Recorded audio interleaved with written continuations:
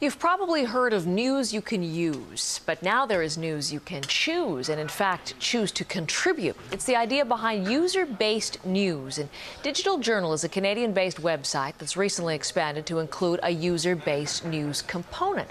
We wanted to talk about this with the site's editor-in-chief and a frequent guest on CBC News Morning, Chris Hogg. And good to see you again, Great Chris. to see you, Heather. Thank you. Digital Journal, the hard copy form, but we're talking about digitaljournal.com, the online version of all of this. You bet. Right. Okay. Tell me, now this has been billed as, if I read your bump, one of the most monumental projects ever created for the internet. How so? What have you done? We are very happy to announce our user news community where anyone can contribute news. It's a community of citizen journalists, and we have been very much embraced by the online generation of news junkies that are hungry and actively searching for news. And we now combine one site, one website on the internet where you can find news about anything that's always breaking.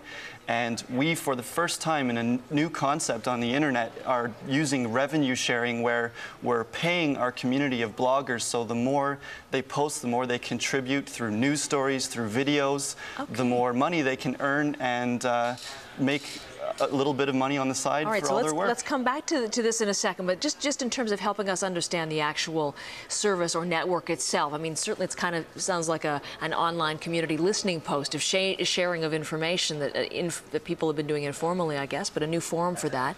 But if people know the notion of social networking through YouTube or MySpace, how does this compare to those two? We've really tried to take the best aspects of everything that works on the internet. We're combining video like YouTube.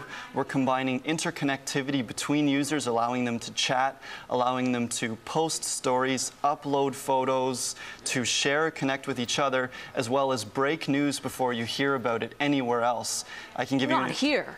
Anywhere else other than CBC. Thank you very much. But I can give you an example. A few weeks ago when the New York Yankees pitcher sadly crashed into the plane in New York, yes. Digital Journal had a blogger, I guess, in the city, and immediately we had photos and news posted on our website before anyone else had it, before CNN, which is even in New York, able to cover it.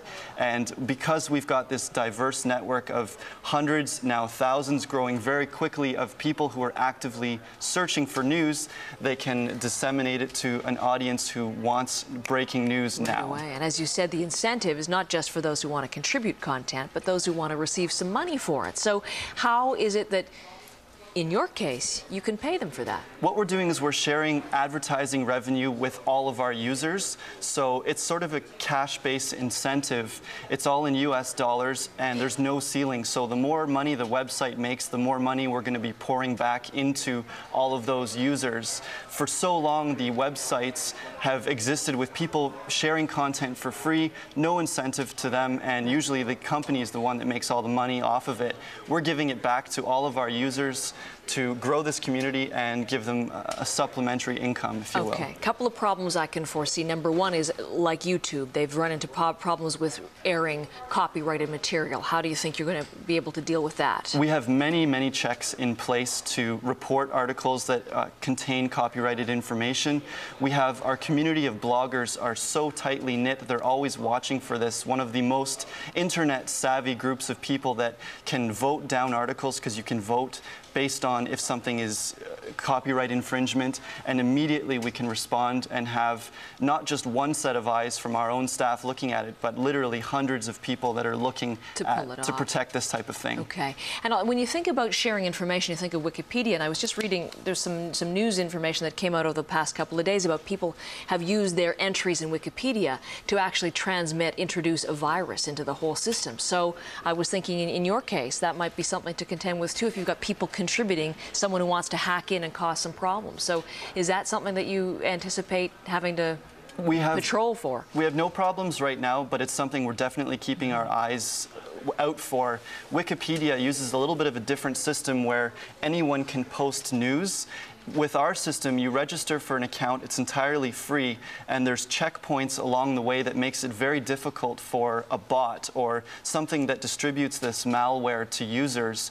It makes it very difficult to automate those steps. A human would have to be behind it, but you're not actually collecting information, you're not downloading things from our site, you're simply viewing. You're watching videos, you're looking at pictures, you're reading news, so you're not going to have the same effect that Wikipedia would have. New trend in information sharing. And Chris, thanks for being here to tell us about it today. Thank you very much, Heather. Chris Hogg, Editor-in-Chief of Digital Journal.